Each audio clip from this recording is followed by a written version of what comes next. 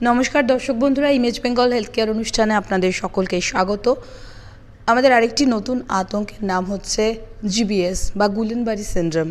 যদিও স্বাস্থ্য দপ্তরের তরফে জানানো হয়েছে যে আতঙ্কের এই মুহূর্তে কোনো কারণ নেই, কিন্তু তার সত্ত্বেও রাজ্যে যেহেতু একজন শিশুসহ 3 মারা গেছেন, সুতরাং এই বিষয়ে রাজ্য স্বাস্থ্য দপ্তর একটি বিশেষ নির্দেশিকা জারি করেছেন এবং এই মুহূর্তে সরকারি এবং বেসরকারি হাসপাতাল মিলিয়ে 17 জন গুলেনবারি সিনড্রোমে আক্রান্ত হয়ে চিকিৎসাধীন। এই সিনড্রোমে আক্রান্ত হলে আগামী দিনে কি করতে হবে সেই বিষয়গুলো নিয়ে স্বাস্থ্য দপ্তর একটি প্রোটোকল দিয়েছেন। শিশুদের মধ্যেও কিন্তু আক্রান্তের সংখ্যা রয়েছে। আর আমাদের মধ্যে এই মুহূর্তে উপস্থিত রয়েছেন প্রখ্যাত শিশুরোগ বিশেষজ্ঞ ডক্টর অপূর্ব ঘোষ। স্যার নমস্কার, আপনাকে ইমেজ বেঙ্গল হেলথ কেয়ারে স্বাগত। স্যার, গুলেনবারি সিনড্রোম নিয়ে রাজ্য স্বাস্থ্য দফতর রবিবার একটা নির্দেশিকা দিয়েছেন মিটিংয়ে, এবং সেখানে তারা বলছেন যে একটা বিশেষ প্রোটোকল দিচ্ছেন এবং যাতে কেউ মারা না যায় তার জন্য আবার নতুন করে একটা সতর্কতা জানানো হয়েছে। আমি একটু আপনার কাছে এই বিষয়ে আসবো যে এই গুলেনবারি সিনড্রোম নিয়ে এই মুহূর্তে শিশুদের আতঙ্কের কারণ ঠিক কতখানি? গুলিয়ানবাড়ি বলুন, ঘিয়াবাড়ি বলুন, তো আর জিবিএস বলুন, এই অসুখ তো আমরা আজকের থেকে দেখছি না, দীর্ঘদিন ধরে দেখছি। তো দীর্ঘদিন ধরে দেখে আতঙ্কের কোনো কারণ আমরা দেখছি না। আর এই যে নাম্বার অফ কেসেস যেটা আপনি বললেন যে 17টা কেস ভর্তি আছে, অন্য সময়ও প্রায় এরকমই ভর্তি থাকে, 19-20 এখন যেহেতু একটা হইচই হচ্ছে, তো সবাই নোটিফাই করে নাম্বারটা মনে হচ্ছে অনেকটা বেশি। কিন্তু ধরুন আমাদের কদিন আগে 2টো ছিল, আবার এখন হয়তো একটা আছে, সেটাও আবার ইমপ্রুভ করে গেছে।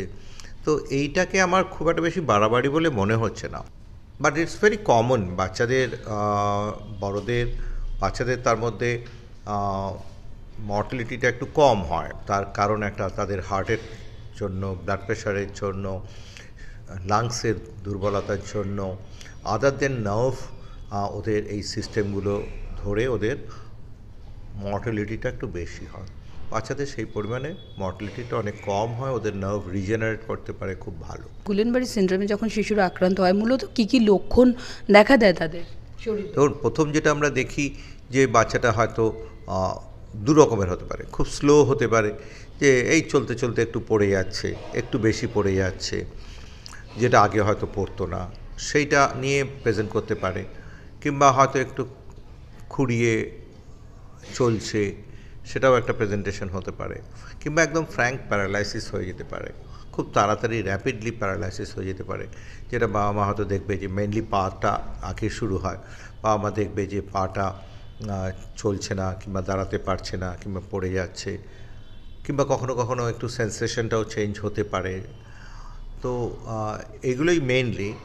বাট কখনো কখনো হয়তো মুখের নার্ভটা একটু ধরতে পারে, কি চোখের নার্ভগুলো ধরতে পারে, কি ভোকাল কর্ডটাও ধরতে পারে, কিংবা ফ্যারিংসের নার্ভগুলো ধরতে পারে। সেগুলো less common. But more common হচ্ছে যে চলতে চলতে পড়ে যাওয়া, কিংবা পাটা হঠাৎ দুর্বল হয়ে যাওয়া, সেগুলোই বেশি কমন। ডক্টর, আমার একটা প্রশ্ন হচ্ছে যে সমস্ত শিশুরা একদম সুস্থ স্বাভাবিক রয়েছে, তারাও কি আক্রান্ত হতে পারে, না বিশেষ কোনো অবস্থায় আক্রান্ত হয়? না, এটা সাধারণত যারা সুস্থ অবস্থায় আছে তাদেরই আক্রান্ত বেশি হয়। তো কেন হয় এটা? দেখুন, কী হয়, কিছু কিছু ইনফেকশনে শরীর যখন ফাইট করে, তখন তাদের যে নার্ভের সিস্টেমটা আর ওই ব্যাকটেরিয়ার মধ্যে কিংবা ভাইরাসের মধ্যে একটা সিমিলারিটি খুঁজে পায়। তখন তারা কি করে, ওই নিজের নার্ভের বিরুদ্ধেই লড়ে দেয়। এগুলোকে বলে ইমিউন মেডিয়েটেড ডিজিজ আর কি, ইমিউন মেডিয়েটেড ডিজিজ।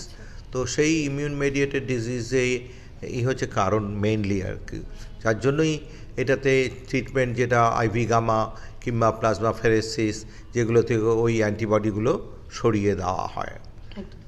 তো যাদের আপনি বললেন যে ইমপ্রুভ হচ্ছে যে শিশুদের, তারাও কি ঠিক একই সিমটম নিয়ে আপনাদের হসপিটালে ভর্তি হয়েছিল? হ্যাঁ, তারাও একই সিমটম নিয়েই ভর্তি হয়েছে এবং হচ্ছেও। তবে সবসময় আমি যেটা বলবো যে মাসে 1-2 কেস জিবি সিনড্রোমের আমরা বরাবরই দেখে থাকি, নতুন কিছু আমরা দেখছি না।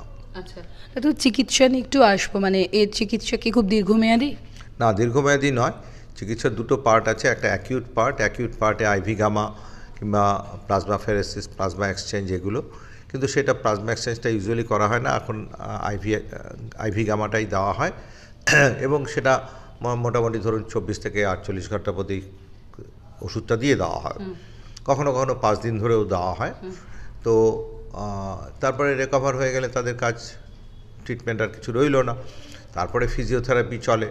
কিন্তু কখনো কখনো ধরুন লাংসের মাসেলগুলো, রেসপিরেটরি মাসেলস ইনভলভ হয়েছে, তখন হয়তো ভেন্টিলেশনে রাখতে পারে, যতদিন না ওগুলো প্যারালাইজড মাসেলগুলো রিকভার করছে ততদিন তাদের ভেন্টিলেশনে রাখতে পারে। একটু সিজন চেঞ্জে বিভিন্ন ভাইরাস বা ব্যাকটেরিয়ার দাপট তো থাকে বাড়ে, তো এই সিচুয়েশনে এখন তো সিজন চেঞ্জের একটা সময়, আপনি কি পরামর্শ দেবেন শিশুদের যে কিভাবে তারা সাবধানতা অবলম্বন করবে জিবিএস থেকে?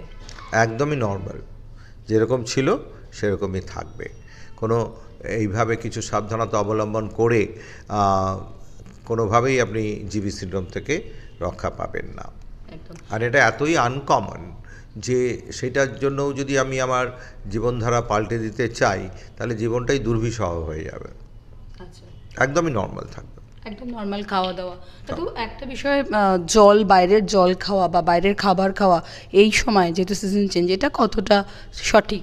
ঠিক কোনো সময়ই সঠিক নয়।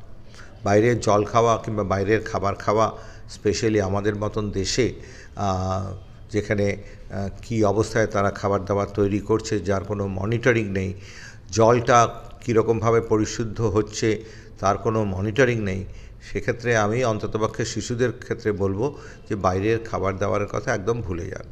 একেবারে অনেক ধন্যবাদ ডাক্তারবাবু, আপনার এই মূল্যবান পরামর্শে আমার অনেক দর্শক বন্ধুরা উপকৃত হবেন। নমস্কার।